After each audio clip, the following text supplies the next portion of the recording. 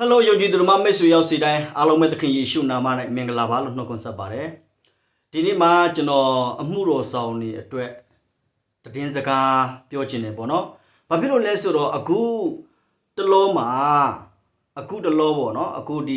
2026ထဲဝင်ကန်နီဒီ2025ထဲမှာတော်တော်များများကျွန်တော်တို့ဒီယုံကြည်သူအမှုတော်ဆောင်နေလဲပါတယ်လို့ကျွန်တော်တို့ယုံကြည်သူအချင်းချင်းတွေထဲမှာလဲပွတ်တိုက်မှုတွေတယောက်နဲ့နားလည်မှုလွဲတာတွေပြီးလို့ချင်းကျွန်တော်တို့တယောက်နဲ့မာနတွေပေါ့နော်ဒီຢာတွေရှိတဲ့အခါမှာကျွန်တော်တို့က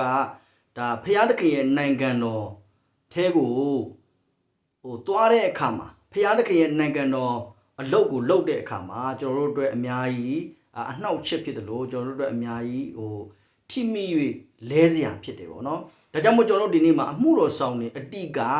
ကျွန်တော်တို့ယုံကြည်သူတွေအတိကဖြစ်နေတဲ့အရာကပါလဲဆိုတော့ကျွန်တော်တို့တွေရဲ့မာနတွေပဲဒါကြောင့်မို့ကျွန်တော်တို့တွေရဲ့မာနတွေကိုရိုက်ချိုးပြီးတော့မှကိုရောအတွက်သခင်အတွက်ဆိုတဲ့ဒီ focus ကိုထားပြီးတော့မှကျွန်တော်တို့ကအမှုတော်ဆောင်မယ်အလည်းလုပ်မယ်ဆိုရင်ကျွန်တော်တို့အတွက်အများကြီး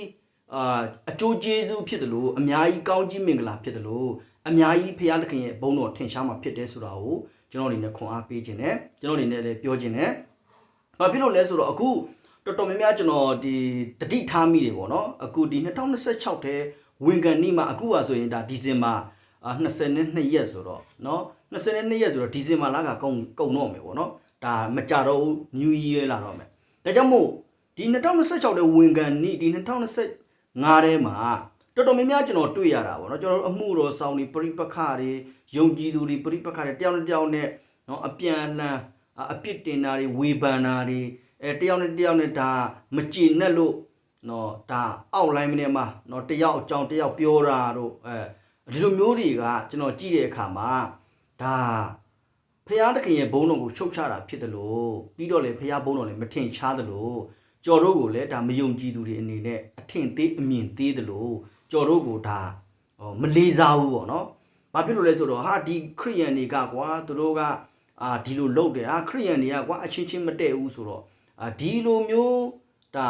မယုံကြည်သူတွေကပြောလာတဲ့အခါမှာကျွန်တော်ယုံကြည်သူတွေအနေနဲ့တတိထားဖို့ကြီးတတိထားဖို့လိုအပ်တယ်ဆိုတော့ကျွန်တော်ပြောချင်တယ်ဒါကြောင့်မို့အတိကအရေးကြီးတာကကျွန်တော်တို့ရဲ့နှလုံးသားကိုဖျားသခင်ကိုပဲအပ်ပြီးတော့မှကျွန်တော်တို့ရဲ့မာနကျွန်တော်တို့ရဲ့စိတ်ပြင်းထန်တဲ့စိတ်တွေပေါ့နော်မာနတွေကိုကျွန်တော်ရိုက်ချိုးပြီးတော့မှကိုတော့ကိုပူဇော်ဆက်ကပ်ပြီးတော့မှကိုတော့အတွက်ကိုတော့ဘုန်းတော်အတွက်ကိုတော့နာမအတွက်ဖြစ်စီဖို့ပဲလုပ်မယ်ဆိုတဲ့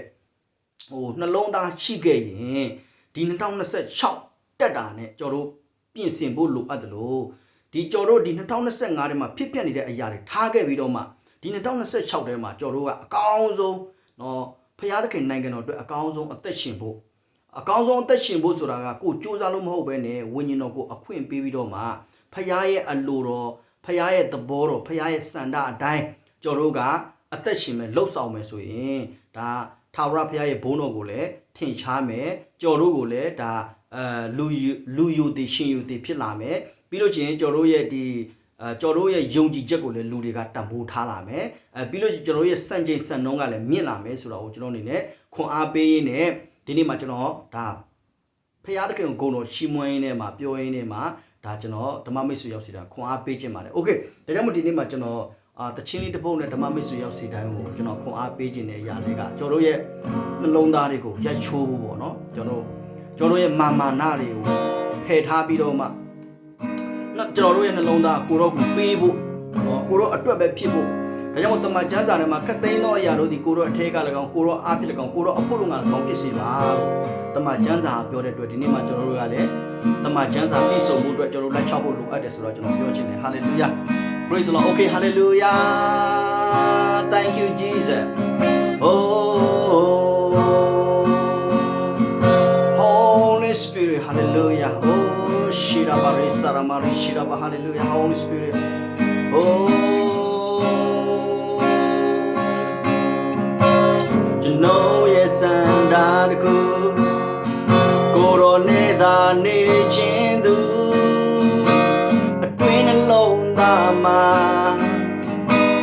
Down the sang, she the Maya Kate.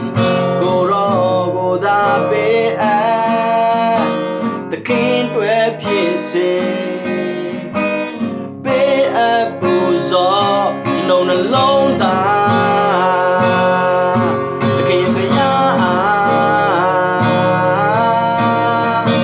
ဘဝသက်ဆုံးတိုင်း၍ရှေ့ဖို့စင်သေးရှိနေပြီကျွန်တော်နှလုံးသားခင်ဖရာဘဝသက်ဆုံးတိုင်း၍ရှေ့ဖို့စင်သေးရှိနေပြီကျွန်တော်နှလုံး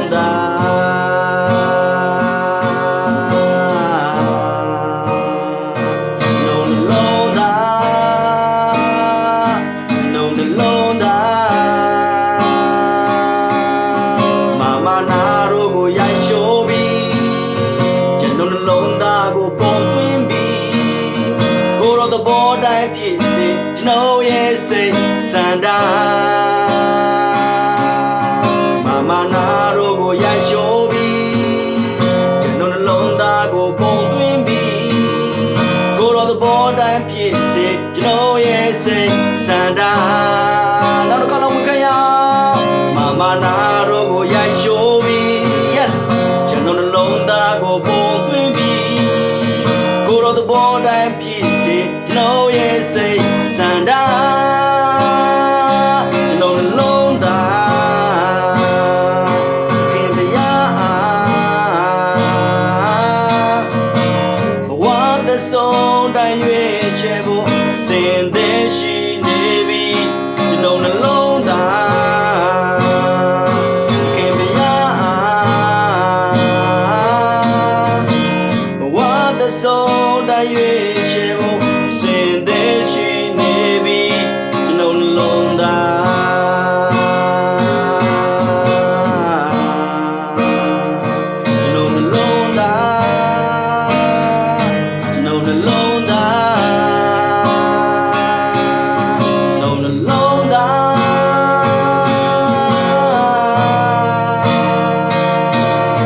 ကျွန်တော်နှလုံးသား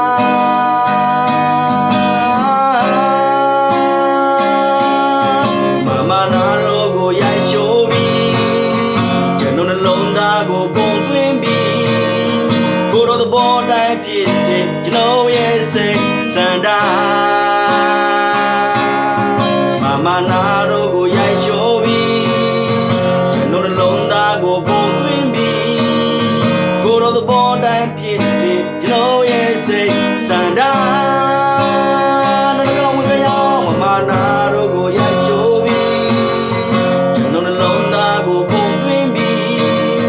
ကိုတော်သဘောတိုင်းဖြစ်စေကျွန်တော်ရဲ့စိတ်ဆန္ဒကျွန်တော်နှလုံးသားခင်ဗျာဘဝသက်ဆုံးတိုင်း၍ချေဖို့စင်သေးရှိနေပြီ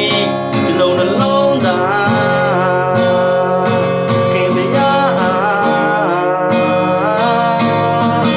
ဘဝသက်ဆုံးတိုင်း၍ချေဖို့စင်သေးရှိနေပြီကျွန်တော်နှလုံးသား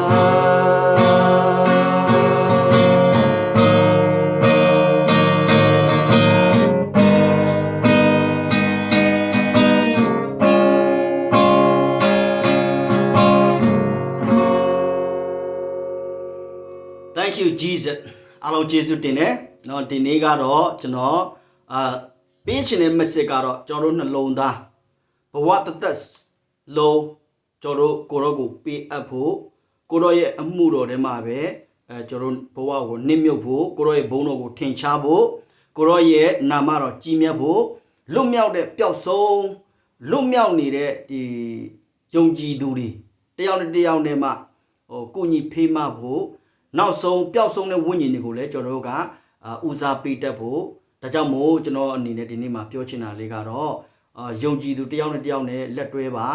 ယုံကြည်သူတယောက်နဲ့တယောက်နဲ့နားလည်မှုပေးပါယုံကြည်သူတယောက်နဲ့တယောက်နဲ့ respect ထားပါယုံကြည်သူတယောက်နဲ့တယောက်နဲ့ဖျားဘုန်းတော်ကိုကြည်ချုဖျားဘုန်းတော်ကိုထောက်ချုပြီးတော့မှကျွန်တော်တို့တယောက်နဲ့တယောက်နဲ့စင်စင်ချင်းချင်းစကားပြောဖို့လိုအပ်တယ်ဆိုတာကိုကျွန်တော်အနေနဲ့ပြောရင်းနဲ့ ဒီဗီဒီယိုဖိုင်ဒီမှာပဲအဆုံးသတ်ပါတယ်ကြည်ချူသူနားထောင်သူဓမ္မမိတ်ဆွေရောက်စီတိုင်းပေါ်မှာဖခင်သခင်အထူးကောင်းချီးပေးပါစေအာမင်